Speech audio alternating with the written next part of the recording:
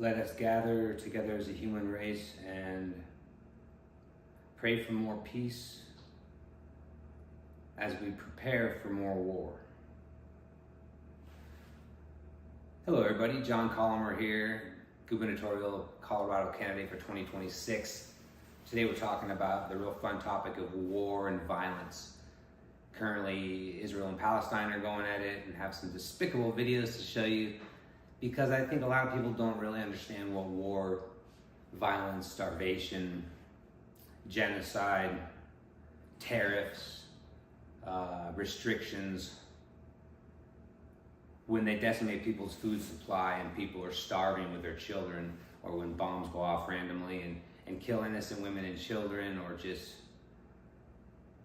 taking advantage and shooting medical responders in hospitals and schools, anything, it's hard for people to watch. And so we're gonna watch a little video here and then we're gonna talk about it.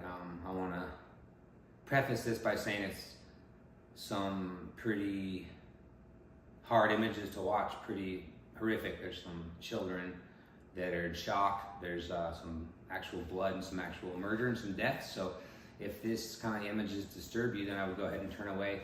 Otherwise, let's watch a little bit of this and then talk about it.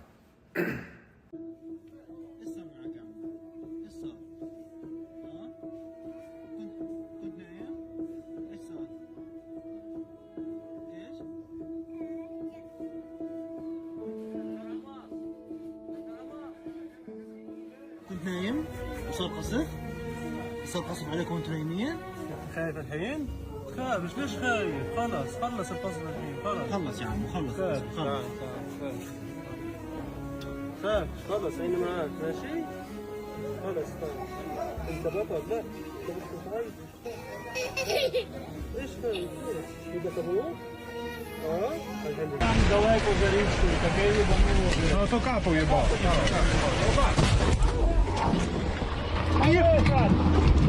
Aga. Где пуйте? Открывай.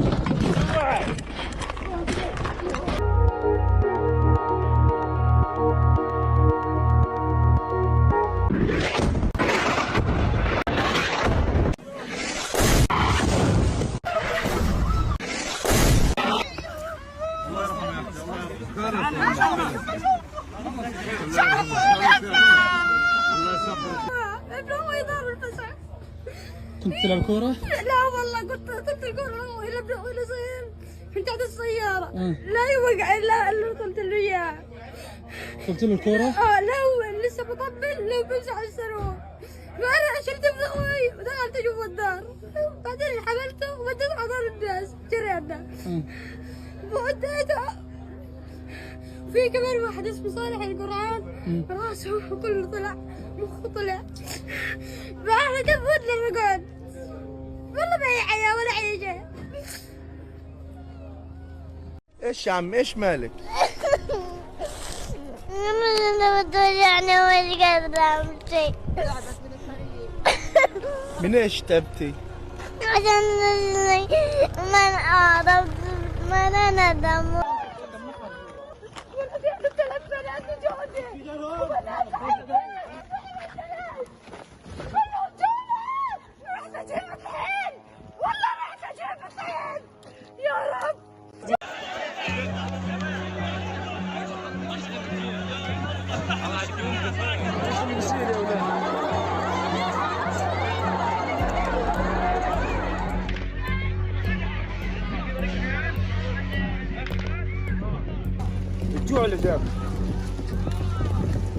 الجوع اللي جابنا ما حدش مدور علينا، الكل بيسرق لنفسه وللي حواليه. ايش اللي جابني لهنا؟ اللي جابني انا جاي اطعم اولادي اللي فرقت ال 10 تنفار. هي اللي جابني، ما حدش مدور علي، قعدت 80 يوم جعان، ما حدش خبط علي قال له خذ لك هي خبز. هي اللي جابني هنا.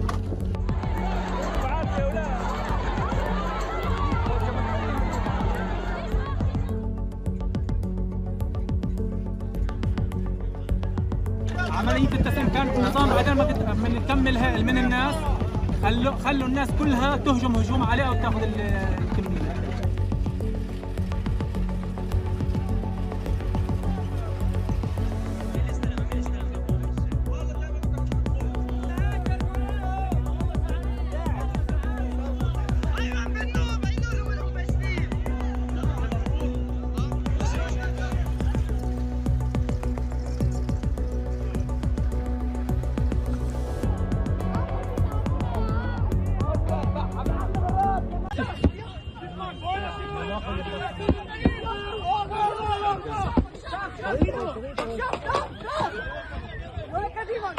الله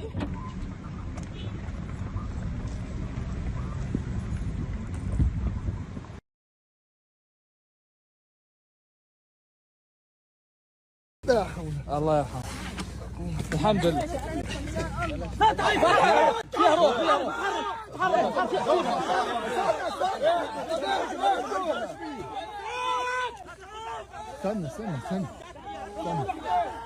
استنى اسحب ابو زياد، اسحب ابو زياد، ابو زياد اسحب. Okay, so what you watched there was mankind in his struggle for resources, ideology, nationalism, and chaos. Mankind has always been at each other. We've always been a violent people ever since we evolved from the caves and the Cro-Magnons and the Neanderthals, the Homo anticellars, the Denisovans.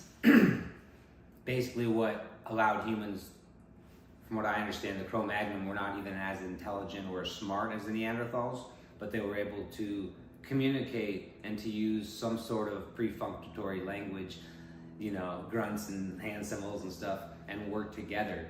And this way they overcame the Neanderthals. So that is, I think, the strength of humanity, is that we are united we stand, divided we fall. Easy to say, right? But after you watch images like that, it kind of makes you kind of sick, you know, makes you sad, makes you wonder how humans can do this. America's been a violent nation ever since the inception of the country. Our inception was bye-bye and screw off you, Britain, monarch, kings and queens, and all this classist traditional system. We want to start a whole new country based on, you know, merit and based on hard work and based on new Christian ethics. Oh wait, separation of church and state, sorry. We'll get into that. So, we're a country based on violence. There's probably always going to be violence. So how do we deal with this? I actually attended this march here, the Run With Your Lives, Run For Your Lives, up in Boulder a couple months ago. And I was kind of curious, what is this over there? I saw this flag and this banner, and I walked over and heard people on microphones and, you know, megaphones chanting and stuff. And I kind of sat back and was like, oh, what is this, you know? And they were reading names, and then, you know, they came to me and they said, why are you here? And I said, oh, I'm here to support the humanitarian effort that we can promote peace around the world.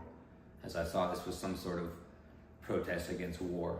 The more that I learned, this group was reading the names of soldiers or hostages that were imprisoned over in Gaza. But they weren't American hostages only. They were, from what I understand, hostages of just Israeli descent. Now, you might ask, what's wrong with that? Nothing. Obviously, nothing's wrong with that. I actually marched with the group that day as they were reading off the names, chanting through the megaphone and walking through. Release them now, and reading the names, release them now. And I felt a little strange, to tell you the truth, because it was specifically promoting the Jewish cause. There was Jewish flags and banners, and every single name that was being read off was either something to do with Israel or Jewish people. And at the end of the group, we stopped by Lolita's. You know, everyone started kind of talking and stuff, and I started kind of getting to know some of the people. And, you know, some of them were saying, hey, we're not even really super, you know, religious. We're just here to, you know, do something and support, you know, peace and getting people back. And they're all, you know, they're all good people, great people, wonderful people who want to get hostages released. So that's a perfectly humanitarian, you know, it's a wonderful cause to want the release. Now, where it creates the divide is the very loud use of the megaphone, the chanting of just names that are obviously Israeli. And this creates a divide because many people feel the state of Israel was created by the United States back during the 1940s in an attempt to create a future enemy. And our integration with Germany and the Nazi regime continued this faction and this separation, this schism. What does not work and does not do any good is to an eye for an eye leaves the whole world blind, right? And the other saying is like, you know, take the twig out of your eye before you can see the log in your neighbor's or something, right? And basically that comes down to the fact that humans were violent. We take things from each other every second that we get. Every second we get, humans come in, they plunder, they steal, they kill, they rape, they torture. That's what humans do. That's why we have laws and police and National Guard and Marines and armies, right? Congress and Senate. Hopefully we can figure out how to live more humanely. Unfortunately, the more laws you get, it seems the more unlawful people get. So more laws don't make a lawful society. Interesting. Just like reading the Bible doesn't make you a good Christian, or reading the Quran doesn't make you a good Islam person, you know, Muslim. Or reading the Bhagavad Gita or the Torah or any book doesn't make you anything except for an observer of that story. Now, how are you going to integrate that story into life, right? So, unfortunately, a few months later, somebody attended one of these meetings and lit on fire some of the individual protesters there, and we'll show you some of the video there right now. This shocking new video of the suspect throwing a Molotov cocktail and catching himself on fire during the Saturday's attack that left 12 people hurt. Now you know why he had no shirt on. That's exactly right. He is facing multiple counts of attempted murder and a federal hate crime charge. I mean, this... He can take his weapon. He can take his sword.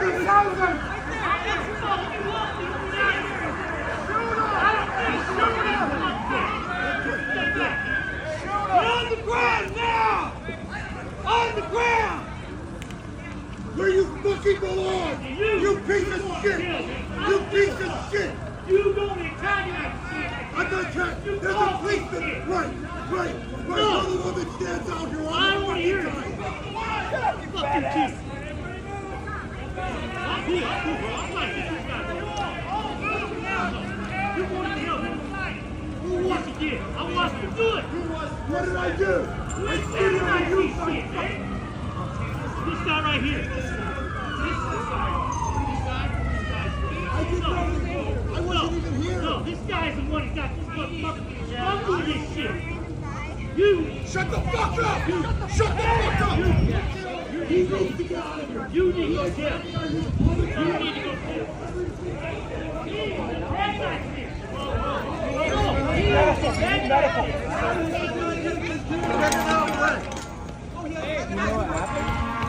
I guess he tried to light people on fire. I thought he was a lawn worker spraying something, because he started off with that thing and he was spraying. I thought it caught fire on accident, but it turned out that he was lighting people on fire. He lit that person on fire. That's terrible. Was that person just walking through the park or something? I think there was like a Muslim thing going on. Or... Yeah, that's what I think, yeah. No idea. I thought it was a joke at first. Yeah, I thought it was a landscaper guy that something just went wrong. But then you got that guy instigating, and then the bigger guy over here protecting him, trying to defuse the situation. That's what causes this. That is what causes this. The guy was dressed as a groundskeeper. It was very it just was wrong. It was Sunday, and I was going to ask him, why are you here? It's like something said, keep on walking by him, because I found out his backpack was full of gas. All he had to do is, I had my dog in my little stroller, all he had to do is like spray me with it, and I would have been one of the ones that got burned really, really bad. But anyhow, she was airlifted. It was her first walk. She was critical. Now she's in serious condition, which we're glad to hear, but I think she's in her late 80s, and that is a very scary thing. It took 8 of us to get the fire out on her. Another woman that was very close to me, standing next to me or 2 over, her legs were on fire. I put her legs out with my dog's towel, which is probably not the cleanest thing to use. But all I can think of is as I was putting her legs out, I mean, it was so much commotion. I stood up with the towel, and I was like 10 feet from the guy. He still had 2 Molotov cocktails, I think you call it. And I didn't realize until I looked at my pictures that he had built a little fire so that he can light them and throw them. Oh, so I'm sorry, you're a survivor. Yes, I didn't want to get out of bed. And I didn't want to talk to my friends that were calling me and stuff. I just knew that when I heard that he was going to be arraigned today, I had to be wherever he's going to be. Now it's delayed till 3:30. We were at the courthouse. We know he's at the jail. We can't see him. Probably best I don't see his face anymore. And now it's delayed till 3:30, so we might go back there. I don't know. This is when we have to get up and we have to stand out and push back. We can't let Boulder tell us. We can't let the university students tell us that we can't do stuff like this, because that's what they do. Week after week after week, we have people yelling at us all the time.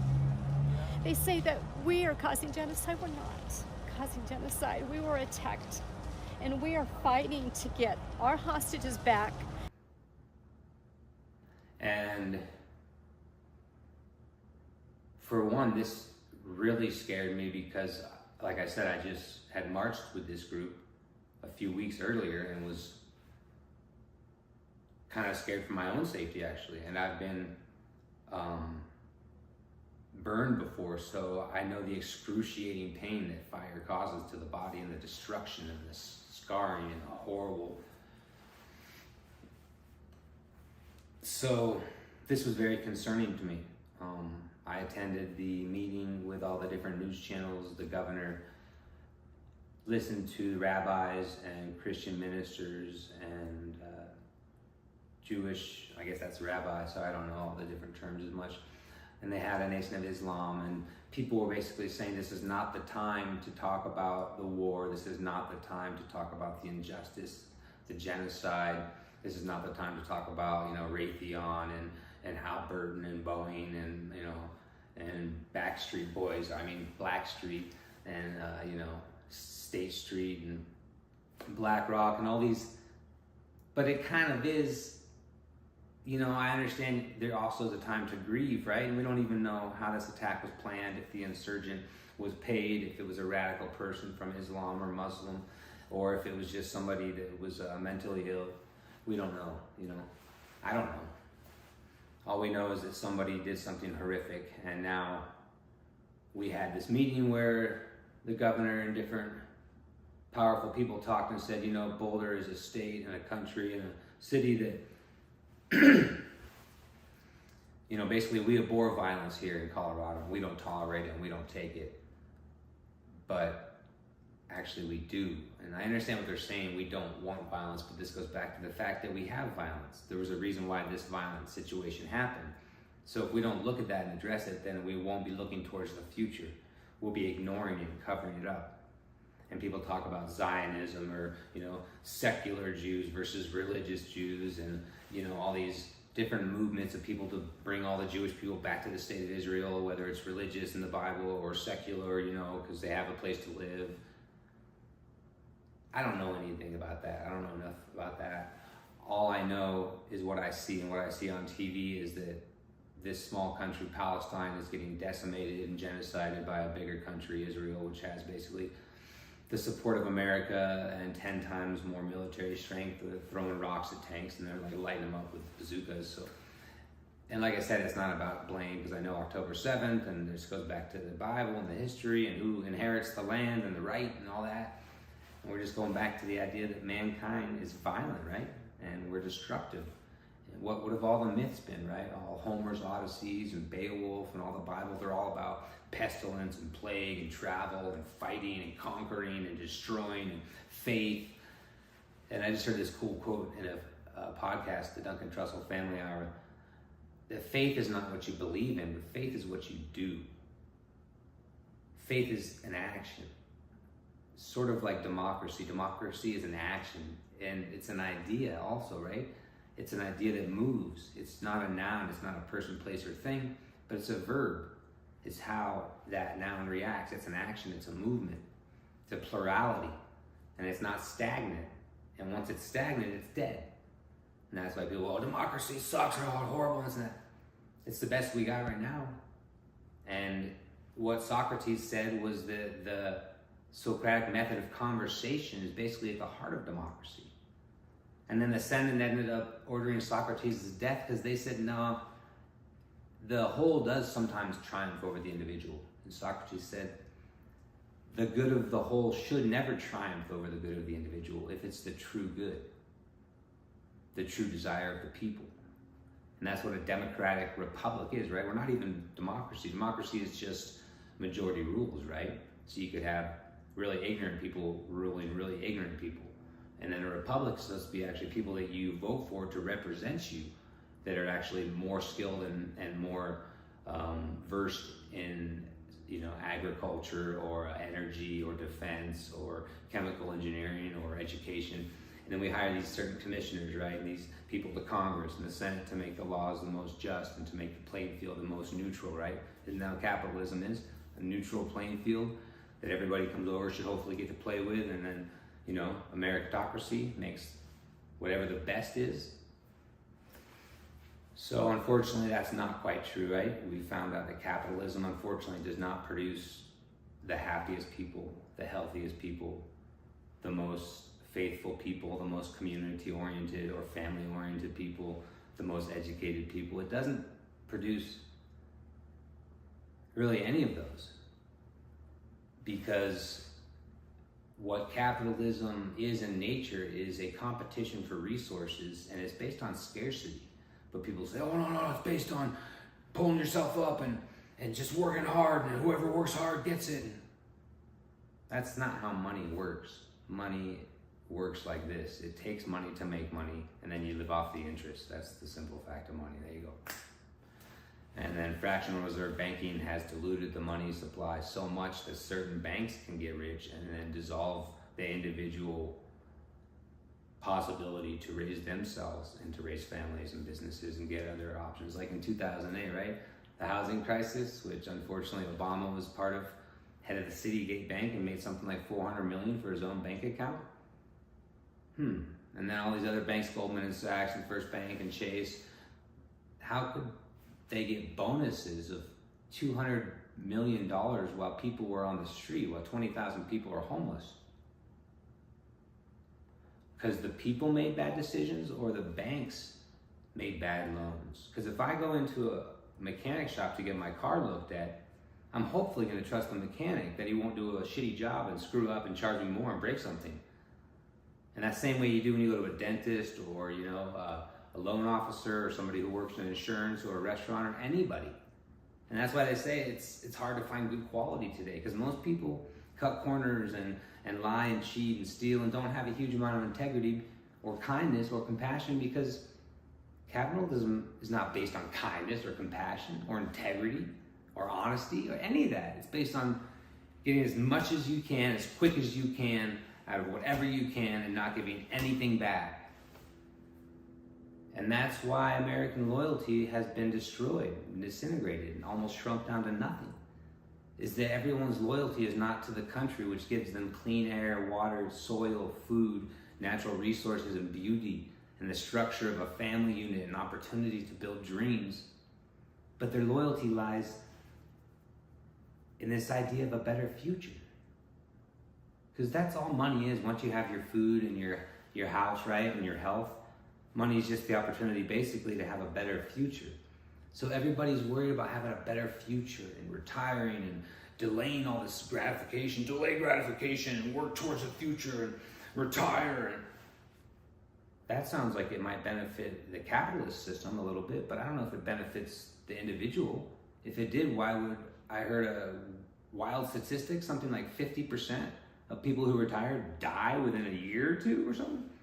Are you joking me? They just die? The body just stops working because they're not a worker in a cog anymore that's putting money in the bank that they can just eat the same meal every day and go and work in a coal plant and then just die? What was the purpose of this gift of life? What was the purpose of passing on your genes so they can run in that hamster wheel and make some more credits, ding, ding, ding, ding, ding, and then die?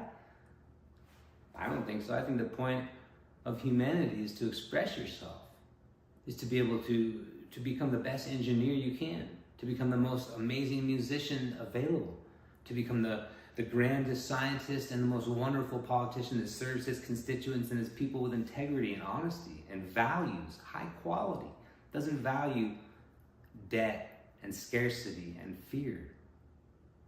That's all money is after you have what society and your government should be providing for you already.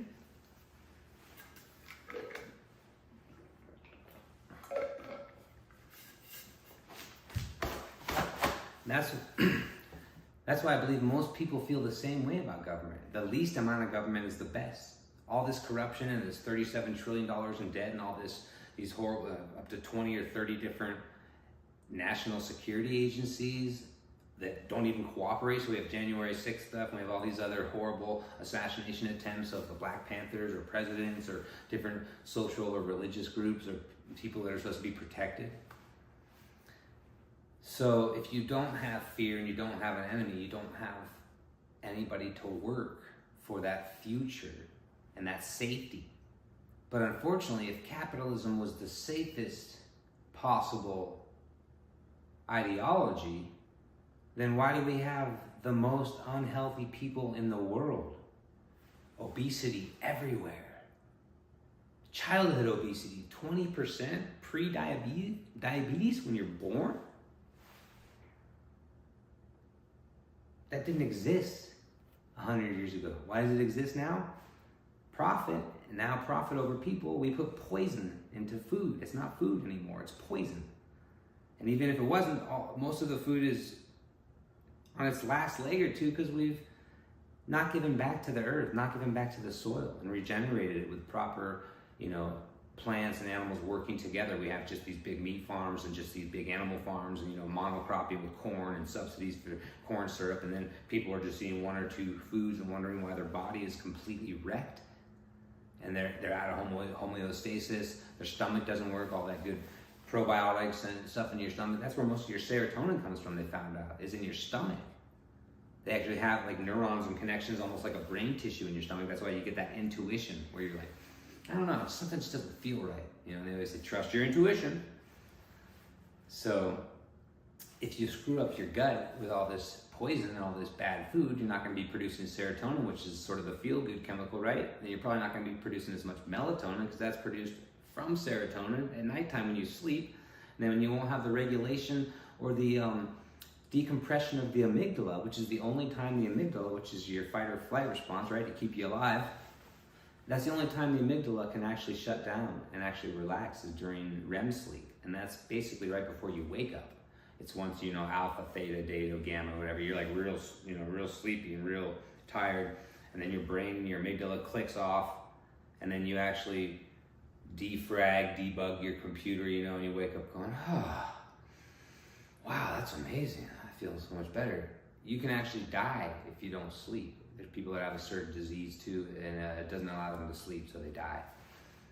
They found out that sleep's more important than diet or exercise. Because if you can't restart yourself each day, they're calling it now burnout. It's actually a technical term, they got burnout. Americans are experiencing astronomical reports of burnout. It means you've overworked the body, the spirit, the soul, the mind, the body, everything, and you haven't given back to it, That's why people go to church or go to football games or do meditation or watch TV or eat good food, because they want to enjoy life. And if life is just about working so you can get more money than the next guy, then money is separate from humanity. And then it becomes this desire for money, right? I need more and more and more. It's not even the money that you have that matters. It's the focus of what you're going to do with that money. That's why you have people who have billions and billions of dollars and they're not happy at all. And they say something like you make over $78,000 in the US, then you have all your needs met. Well, I've been living on less than $33,000 my entire life. And yeah, I've had help from food assistance and housing assistance and family and friends. And that's actually why I'm running for office, is because I love this country and I love my family and friends and surroundings. And the institutions that work, like these social welfare programs, are meant to give people a boost, to give people a little support and a little backing so they can get their foot up and get into the meritocracy and start to produce valuable items, right? And it's sort of like the Shark Tank, right? If capitalism was really Shark Tank, they don't, Mr. Wonderful doesn't take everything on there, and Barbara and Cuban and all them, they take one or two probably out of a 10 or 100 or 1,000, because just because you have an idea how to make money doesn't mean that money is good for society, good for people, even good for you, right? That whole ideology of people that win the lottery, something like the same retirement paradox, is that up to 50% of people who win the lottery end up killing themselves within a couple years, either by, you know, drugs or alcohol or just bad spending and connecting with the wrong groups of people. If you don't understand how to use this power, money's power, then it destroys you. And that's what we have created in America. They've done sociological studies where they ask groups of people, do you care about making more money personally, or do you just want to exhibit signs of competitiveness that you make more than your neighbor? And the people were like, what is that? Do you want everyone to make more money, or do you want to make more money than the guy next to you? Do you want everyone to be taken care of, or do you want to be taken care of? Oh, just me. And that's what that's saying, because most people ended up saying they'd rather have, you know, $20,000, $30,000, whatever it is, more than their neighbor, than to have the exact same amount as their neighbor. You'd rather have 120,000 and your neighbor have 50? Why is that? Well, we have this idea built into this idea of money, that it's your value as a human being.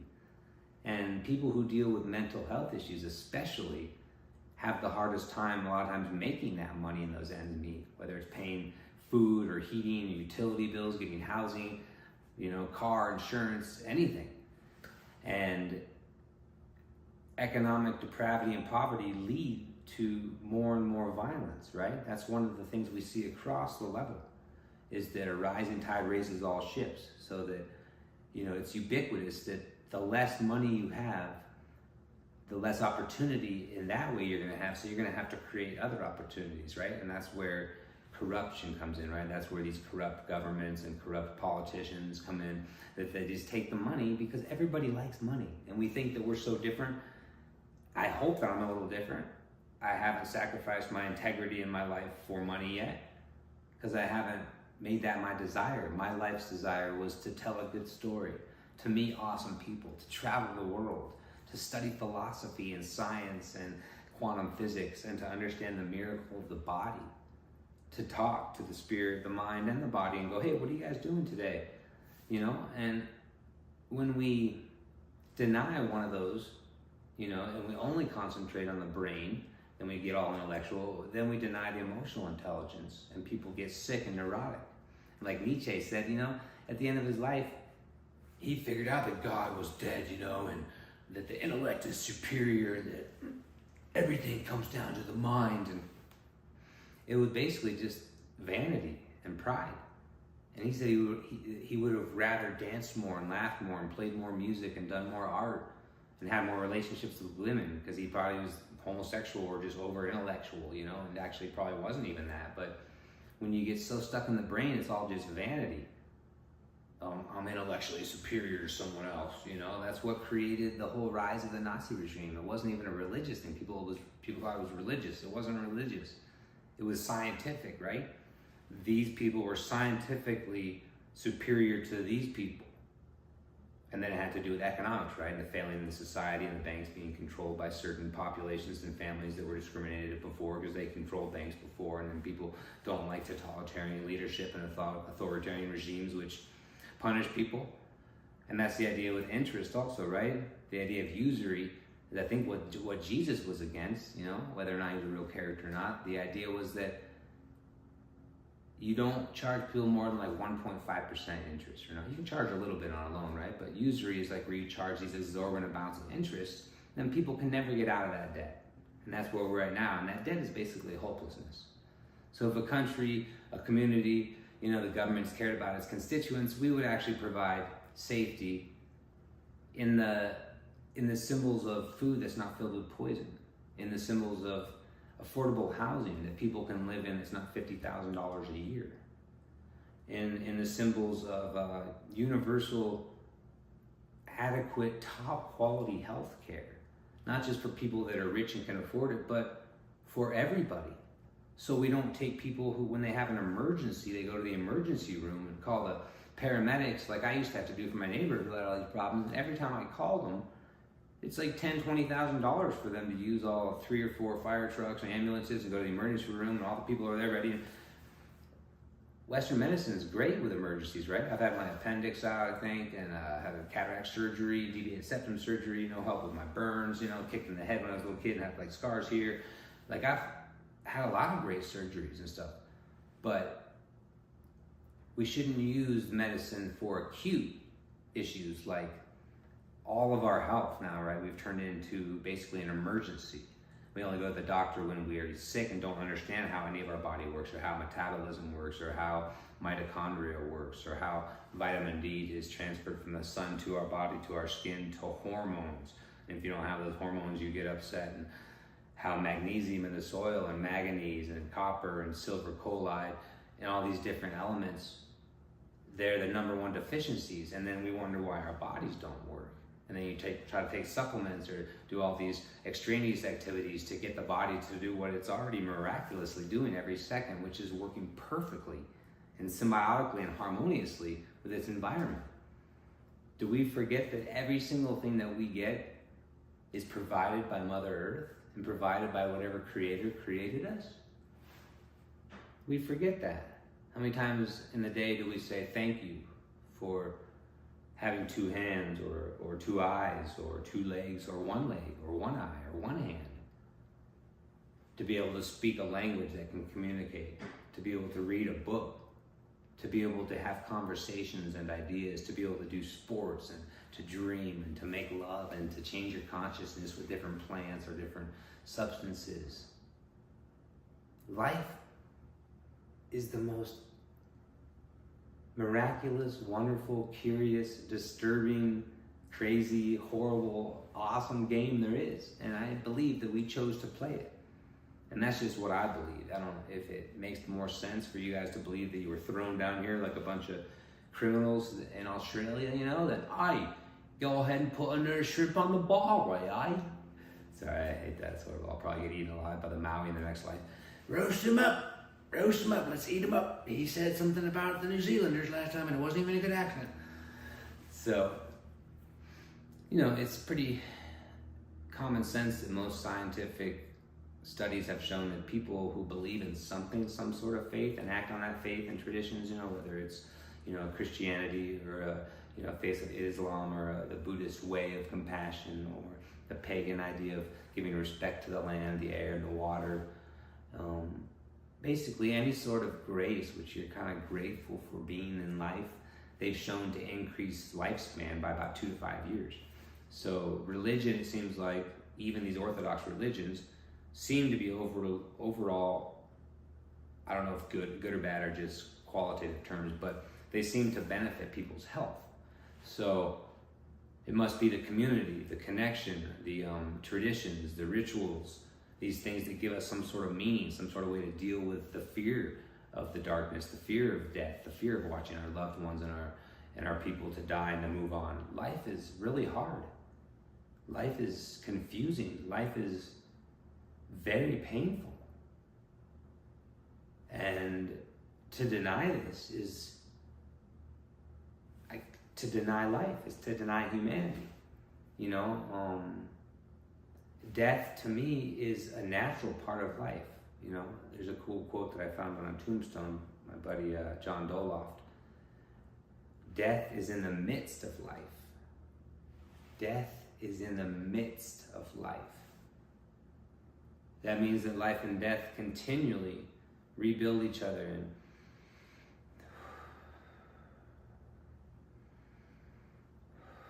the inhale, the exhale, right? The Big Bang, all the elements from hydrogen and helium and lithium all coming out of heat and pressure to scatter across the universe in a half a millisecond and then cool. Whether that happened or not, it's kind of a cool idea, but that movement is almost like violent in itself, right? In its nature, the Big Bang explosion. Even the act of creation or intimacy, you're moving like pistons, you're pumping, and animals bite the necks and hold down, all this crazy stuff. The act of creation is violent because creation and destruction are completely linked, The second you start living is the second you start dying, And I think the more at peace we can become with the fact that we're going to leave this world sometime, then regret doesn't become the things that you did. that you wish you didn't do, but regret becomes usually the things that you didn't do that you wish you would have done. The risk that you wish you would have taken. The woman or man you wish you would have talked to. You know, the art or the philosophy or the comedy or the music or the sport that you wish you would have gone after and tried, but you didn't because you wanted to play it safe and get the money and get the wife and the kids in the house because everyone told you that's the way to do it. There's all kinds of ways to do it. Most of the wife, the kids in the house, and even feminism, giving the women a right to work, trick people into going, oh wow, I'm liberated, now I'm free. Now I can go to work? Man, the government's very smart. They're not ignorant people. That's why they win like 97% of their cases in court. You know, it's like the house always wins. They go first, they know what's going on. They're not stupid. And it's a business. You know, when I'm running for office now, I'm learning that, you know, there's something like 12 or something candidates running for governor now in Colorado. If each one of those candidates just raised even, say, let's just say a moderate amount, even $10,000, even though Wiseman's already raised $2 million. So let's use Wiseman. So Wiseman raised $2 million, right? He's the other senator or attorney general running for governor. The government is going to get 15, 20%. So the government's going to get $400,000 just from Wiseman. $400,000, and that's just what he's raised in the first month or two. $400,000 the government gets just for Phil Wiseman's $2 million. That's what I'm talking about. It takes money to make money, right? So the government is a business. Even the state candidates have to pay taxes to the government for running for state office. So that doesn't make much sense to me. And what I want to do in office is to actually look at where our taxes are coming from and where they're going.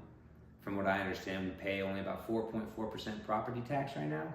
That's very low in the whole nation. Capital gains, I think, went down in 2000. I heard some people talking about, so I'm not exactly sure what it's at, but it lowered. Sales tax, like 8%, right? Marijuana tax is the biggest tax in the nation. It made something like $3 billion. It's like 25% tax. We finally found out if we tax it, it's okay and moral and legal now. But all those people we put in jail before and stuff, and all the people that Clinton put in jail for 3 strikes, you're out, you know, for minor drug offenses. Whoops. Whoopsie. Sorry. And that's what I mean about laws do not make a lawful society. And they don't even make lawful people. People don't follow laws because they are inherently good. People follow laws because they're scared of getting caught. So laws just create more fear. You know, if you had people who were truly ethical people, you wouldn't need any laws. But then we go back to that thing where unfortunately we're not, right? We're animals. And that's why we have all this fighting and violence. And I was talking about before in the UFC, you bring in these 2 fighters, they have to be in the same weight class first. And then number 2, there are certain rules. You can't gouge eyes out and, like, you know, try to break their necks or something like that, you know. And there's a ref there. And if the ref wasn't there, these 2 top specimen fighting apparatus individuals would murder each other. They would kill each other. They would rip each other's eyes out, break each other's skulls, and you know, break the necks and snap them. And that's what humans do. That's why the ref is there.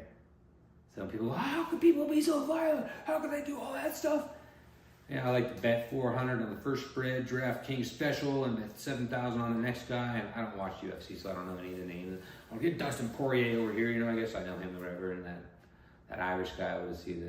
Hey, I'm Irish, man. I'm gonna punch everybody. I forget him, but he's a cool guy, I think, right? Yeah, fighting is fun to watch, right? And I've been in lots of fights in my life. I didn't enjoy most of them because they weren't fair fights. Fair fights are not fun to watch. Most fights are not fair. Most fights, people try to take you to the ground right away and then gouge your eyes out, or to disable you, or to cut you, or to smash your face into something, or use a weapon or something. Or they jump you. I've been jumped a bunch of times by multiple people, you know, different cops or different jocks and different, you know, even skaters or gangsters or people from other countries. Whoever doesn't like you, I would say I probably started about maybe 15, 20% of the incidents, and I'd say the other 80% people are attracted to individuals who kind of speak their mind, who unfortunately sometimes being a charismatic or good-looking person actually gets yourself more into trouble, because the people of the opposite sex are attracted to you, and then their partners are insecure and they come up and want to fight you just because you're following your heart, or you're healthy, or you have good genetics or something. So unfortunately, most people are pretty petty, you know, and pretty jealous and envious and all the sins, right? Sloth and gluttony and vanity and pride are the last one. It's the hardest one to get over, because during the podcast also, it was interesting, the Duncan Trussell family are talking about suicide. And suicide is something I have had issues, you know, thinking about suicide ideation and the philosophy of life and death and what's the point of it all and where to go. And, you know, like Kierkegaard and all these other, you know, I think it was like Camus and Nietzsche and all these, you know, Plato, Aristotle, Heraclitus. And the main idea to them was the only question is to kill yourself or not. That's the only question in life. Some people may go, what do you mean? That's not even a possibility. And, well, it is a possibility, because that's why people do it. And usually people do it because they're, you know, in a state of fear, chaos. They've lost a bunch of something close to them, you know, a certain transition, debt, gambling. They've let someone down that they really care about. They've murdered or killed somebody, you know. They're gonna retire, like Hemingway, and just killed himself because he didn't feel he had anything more to give to the world, you know. Or Robin Williams, there was supposedly he was, you know, there's some health issues. So, you know, Hunter S. Thompson, he offed himself because he was done with it too, you know. And even they could say that, you know. So I don't think that suicide necessarily is like a wrong thing, but it might be evil in the way that you go backwards in time and you have to kind of go to the back of the line, and people don't understand, well, what's evil? And I believe evil is, you know, E-V-I-L is just live backwards, right? L-I-V-E is E-V-I-L-E, live backwards. I got it right. And so basically, you know, it doesn't really do that good in a world of polarity to speak of terms of like right and wrong or good and bad, you know, black and white, male, female, you know, Democrat, Republican, red, blue. We're all the same. We're all exactly the same. We're all human. We all use food and water, our first two desires, right? And then we all have the third desire, which is to connect with other humans also. That's Maslow's hierarchy of needs, right? Safety, food, water, connection with humans. That's ubiquitous across the line. And I'm sure there's some people who are a little wild and go live in the caves for, you know, 10 years of darkness so they can like resurge and be like, yeah, I found out. I mean, I can't see anymore because I got macular degeneration. I've been blinded by the anti-light. Blinded by the anti-light. You know, living in a cave of darkness. But basically, we're talking about violence. We're talking about war, we're talking about who supports the wars, we're talking about why the wars keep happening. The military-industrial complex, from what I understand, through the Rothschilds and Morgan, and these people basically understood that once you control both sides of the war, you know, then you control whoever wins the wars. And that's why like France or Britain, whoever, they would basically bank on both sides of the wars, and then whoever won, they would win, be like, oh, I guess we won. Interesting, huh? Thank you very much. And so basically, to me, it doesn't matter who is right or wrong. If we don't learn forgiveness and learn to flow and learn that violence and standing up for, unfortunately, usually just money for some fat pockets at the top. Because most of the people who start the wars don't go to war, right? Even Hitler didn't kill anybody personally. It was Göring and, you know, Heimlich or Heimlich or whatever, the Heimlich maneuver. I wonder if that's where it came from. I'm Heimlich! But that's sort of, you know, people, oh, you can't say Hitler. You can't say Jewish. You can't say... That's the other thing. Anti-Semitism is such an interesting word, because from what I'm learning more and more about, Semites are people that are either from Jewish, Israeli, Muslim, Christian. I think they're anyone who was over in that area. Those were all Semites, or children of Abraham, right? And Abraham meant the father of all religions: Christianity, Islam, Muslim. There's Islam and, is it Muslim? Islam? I get a little bit confused sometimes. It's hard to keep up on everything, you know? But basically, I think I just learned too that Israel means one who fights with God, you know, one who struggles with God, because the Israelites supposedly came out of, you know, Egypt as slaves, which is one of the archetypes, and then they moved to Israel. I guess they had to go out into out into the desert for 40 days and 40 nights. I think that was Muhammad, and he took the Israelites or something, and they're supposed to re-inhabit that area and take it. So I don't really know. See how it gets all confused anyways? And it's kind of like you can't really create a state in the 1940s and have certain people go there from around the world. Then where do the people that were there go? Kind of displaced them, you know? And sort of like what we did with the Native Americans. You can't go back, but you are going to forever be built upon that hegemony of violence. And that's what America is built on. Are we good or bad? No, we are a violent country. And when I was younger, I was so against violence in the military, and I was a conscientious objector on my draft card, you know, because we was in the war in Iraq and Afghanistan. And from what I've studied, there's never been, in my understanding, a war in American history which basically was not corrupt or built on lies or something, you know. You know, the Civil War was a father against father, son against son, brother against brother, all over economics, right? We talked about leveling the playing field. Racism stems out of economics, comes from not having adequate resources and opportunities. And then you get down on somebody else, like right now, the migrant and immigrant crisis, where we're blaming a lot of the problems of the society and the culture on these people who are working. And it's really unfortunate because who's making money on the workers? Well, the workers are making a little, right, and sending it back to their countries and stuff. And then it's the corporations, the Walmarts, the Home Depots, you know, the flower and the restaurant shops and the different places where the people are paying these people less than they'll pay Americans. And the idea that Americans won't do the job, well, they can't do the job because someone else is doing it for less money. That makes sense. And this idea of racism comes up. And, oh my God, everyone's so racist and stuff. The businesses are making money off this low-income migrant workers. And then they create this idea that everyone doesn't want the workers here because they're taking away from jobs or overcrowding the welfare system or having too many people living in a certain area and destroying the society of America. Not speaking language. That's another thing. English should be the first spoken language. We shouldn't have, I believe, English as a second language being taught everywhere around the United States when you pick up phones or at schools or anything. And people are like, oh my God, that's so racist. I can't believe we're a country of diversity and immigrants and migrants. And travel the world. I've traveled the world. And when I went down to Mexico, they weren't speaking English unless they wanted to practice it with me, but it wasn't a national requirement. It wasn't on every single phone that I picked up. Hola español para dos. You know, it wasn't on every menu and every stop sign. That all costs money. It's not racist or anti-human to say that we speak a language in a country that unifies that country. That's why Canada speaks, they don't speak French. They speak English, except for in Quebec, where they speak English and French, and the French hate the English, and the English hate the French.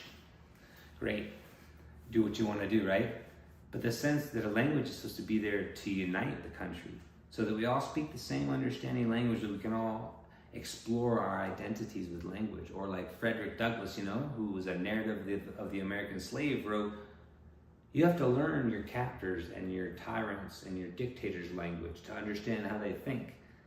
And then you learn, I had it backwards, you learn your own language, right? So he spoke African or whatever he spoke when it was coming over, dialects that they have for slaves. So he had his own language. And then he had to learn to speak English and learn to speak the captor's language so he could understand how to communicate and how to raise himself up. And that communication also gave him the understanding of how do these words create identity. Every language, even written versus oral, have a different way of creating identity. An oral culture or language, which they think most of Homer's Odyssey and Beowulf and lots of Shakespeare even and lots of the Bible were passed down orally. Because an oral interaction is an action. It's something that goes back and forth. And usually I believe someone that tells me something more than just something I write down. Even though writing something down is supposed to be a more clear way of understanding something, right? More clarity. That's why you have, you know, the Scientology books and the Bibles and all the science manuals. It's more clear, it's direct, it's concrete, it's right here. So there's just different ways of interacting with things, you know. So there's the written text and there's the oral language, and they activate different parts of the brain. One is an interactive, action-based, and one is a clarity, kind of ideology, searching and trying to get different experimental understandings, right? Like science is probably more based on the mathematics and the calculations, and so you write it all down and you can see it and you move around with it. But then you also talk to people and you go, hey, what do you think about that? It was good. And speak, is light a proton, or is it an electron? Is it a wave? Is it a particle? Oh, it's a law of complementarity. And that's what I think we need to look at with this ideas of the violence and the him against her, he against her, black against white, Democrat versus Republican, is it's all part of the polarity. And we're all exactly the same. We all want to live life. We all want to be free to have our health, wealth, and happiness, right? And that's why it's in that order. Health is the most important thing. That's why I'm focusing on healthcare, accessible healthcare. It shouldn't take 6 weeks to 2 months to speak with a psychiatrist. When you need help for suicide ideation, PTSD, if you need to get medication checked, you need to have access to your doctor right away.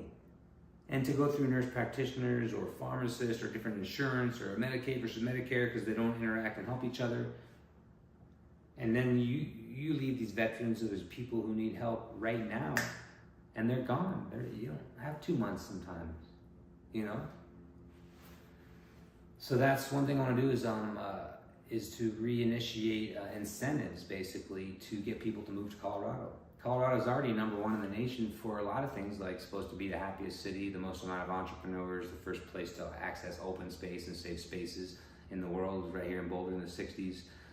Some of the best, companies from like Rudy's and Justin's Nut Butter and Noosa, and we got Amazon and Microsoft, we got tech stuff. We should have all this great stuff. We have people from all around the world that come and train with the best air, the cleanest water, the most pure land and Rockies, and for sports. Every sport you could think of is here, from kayaking to sailing, mountain climbing, bike riding, yoga, horseback riding, snowboarding, skateboarding, skiing, sledding. Sledding, that's nothing more like, the snowboard, snow caddying or whatever, but sledding too. Sledding is pretty good.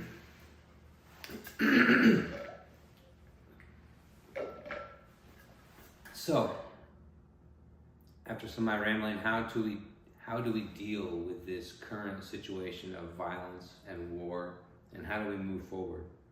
Because like when I was at that meet and that march and the meeting when the governor and everybody's talking about it, the message I got was just that we don't allow violence in society. That's what they all said. We don't condone violence. We don't want this kind of violence in our neighborhoods.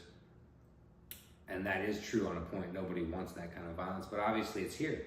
So somebody wants it. And some groups of people want it. And so do we look at the reason why these things happen and how we can ameliorate the situation a little and move towards a position forward, towards a solution? Because if all we're going to do is blame and throw them back and forth, that's all you're going to do is just keep fighting. And you're going to have an eye for an eye, leaves everybody blind, right? So how can we do this? You said, wow, I'm glad you asked. Because I believe that the only real way to make change is to be the change that you wish to see in the world yourself. And so if you look around America these days and you just walk around, most people are inundated in their phones, they're on their headphones, they're looking down, they're even out in the Grand Canyon or the Grand Tetons and they're walking on their phone looking at it while there's got a volcano going off, and fucking antelopes jumping around and stuff popping up, jackalopes. But, so people are so disconnected, right? And they're not connected to humanity. They're not connected as much to the arts anymore. We're all on technology. We're all hyper infatuated with that instant gratification, checking our likes on social media to see how many people don't like us and how many people we don't like. But it created this world of connection, right? And it's free, and we have to use your data. We have to sell your data. It's the only way we can do it.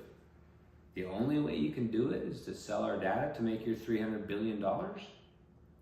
Can do like an HBO thing or a Netflix thing, like a subscription thing or ad-based or something. You had to sell the data. People go, what's wrong with that? I don't care if they track me. I don't care if they sell my data. Well, then you don't really care in freedom of speech, and you don't really care in freedom. Because if you don't have the opportunity to understand what is real, what is truth, what is accurate, what is a dosage, what is this, then what's the point of living? You know? For me, the point of life is to move forward and to take these skills and to take these challenges and these opportunities and to make ourselves adapt to them and become better humans. And so if the violence and the wars are going around, we create more peace in our daily lives. We do more breathing, right? And less reacting and jumping. We do more internalizing the light and the miracles of the body and the breath and the organs and how everything works so symbolically and so harmoniously, perfectly together.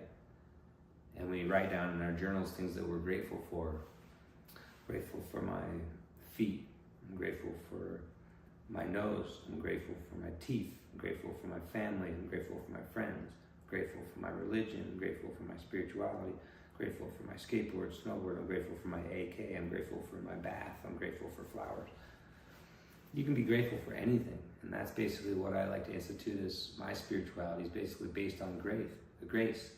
When you're grateful, you can't be greedy. You can't be greedy and grateful at the same time. So you can be grateful for having 5 cents, $5, or $5 billion. And you can also be greedy to have 5 cents or $5 or $5 billion.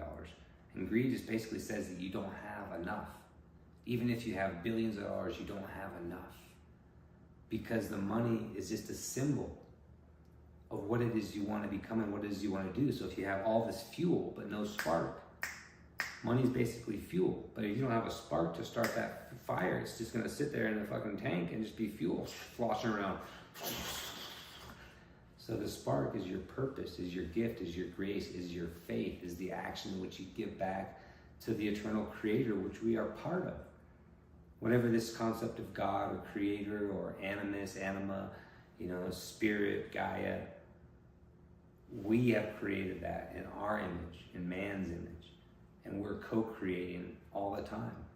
So how can you co-create a more peaceful transition during your daily exercise when you converse with someone who may have a separate opinion, a complete different opinion, an even agonizing or abhorrent, obscene opinion? How do you do it? You go,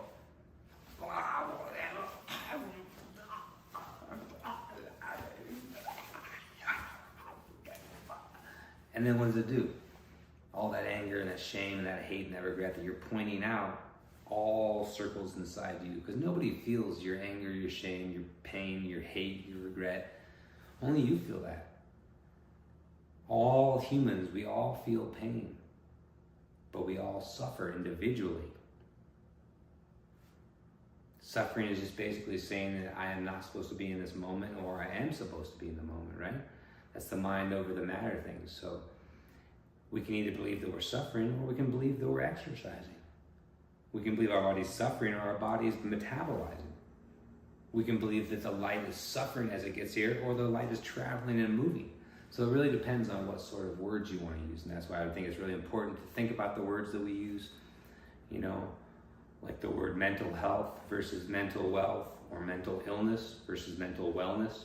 We talk a lot about mental illness these days, but we don't talk a lot about mental wellness. We know what mental illness is. Schizophrenic people addicted to drugs who live on the street and crap themselves and have needles and dogs bark at them, and we don't want to see them because they remind us that life is unfair and life is hard and life is dealt with economic challenges, and it's not a system of, that's unfortunately, compassionate, intelligent, creative individuals. When we have a system of capitalism, people on the street who become homeless, that homelessness becomes part of capitalism. Now, each person who's homeless is worth about $50,000 to $70,000 for different homeless institutions. And that's why it keeps getting worse. That's why there's like 300,000 homeless people in the United States. So it's like 1% of the population or something. Or maybe that's how many people are locked up. And then we only have maybe 40,000 people on the street. So that's not too bad. Only 40,000 people on the street living in tents. And part of that's because of the hopelessness, or the idea that they're not going to get better no matter how hard they work. They've seen the system. They've seen how it works out. People that work for 40 years and they've destroyed their body, and then the company lays them off and they don't get even any insurance. They don't get any 401k or no retirement. Their family can't even get help. People have seen that over and over. So a lot of people now are going, oh, I actually live my life. And I'm gonna live it with purpose that I create, not purpose that is created by a bank account full of zeros and ones, because that's all money is zeros and ones, or a faith in the government, right? That's why it says in God we trust, but it's supposed to be separation of church and state. So I guess our church is money now. We left the kings and the queens, right? And the big monarchies and all that for a system of no class where everyone works and gets what they get, and the value is represented by everything they have, right? And now we've created a society of consumerism that has created very low value goods, low value philosophy, low value political system, low value education system, low value spiritual and community value system. And then people are all sick and unhealthy with no purpose, telling everyone else just to work harder because they're tired and sick and miserable and don't have any other ideas. So my ideas, again, about making a more peaceful nation and a more peaceful state is healthy states make healthy unions. Healthy body, healthy mind. Healthy mind, healthy spirit. Healthy spirit, healthy body. The wholeness of life is together. And we need to start respecting emotional intelligence and different forms of wealth in this society besides just the dollar, which keeps the military industrial complex, keeps the munitions going. The number one maker of money in the world is bombs. The number one money maker in the world is the ability to kill other humans. So that's what I'm just saying. We're a violent, nasty animal race that has the idea of repentance through spirituality and through language and through art and through philosophy and through music and through dancing. Because when you're in that state of joy and creation, you're actually giving back to the Creator. I believe the Creator wants to see us thrive and wants to see us in a positive state of being, just like any parent would want to see their child. And that's how I feel, and that's what I believe. And so vote for Colliver in 2026 in our next governor election, and we'll make history being the first independent governor in the state of Colorado's history. And I'll work with you, I'll work with the people to make healthy states, healthy unions, and to just basically talk like this. Conversations of Socratic methods where we're trying to learn something, not trying to argue and just teach you something. I'll tell you something. Okay, tell me. I didn't learn it. Because you can't tell someone something and they learn it. You speak with somebody, right? That's like a cool saying I think the Native Americans had, is that a lot of the white man likes to go into the church and talk to God. You know, we go into the church and talk with God. It's a different experience, whether you're talking to a child or with a child. Are you talking to an audience or with an audience? Are you talking to your constituents or your business people, or are you talking with them? So thank you guys very much for checking out our conversation today on war and violence. It's not very easy to talk about, but be the example and be the change you wish to be in your daily life, you know, with your breathing being more centered, you know, and thinking about the foods that you eat so your body can work better, stretching and doing yoga and exercise and sleeping well so that, you know, you function better and you don't have to concentrate on the anger and the outbursts that different media groups and different political groups use for their own financial means, you know. So thank you very much. Love you guys. Have a great day.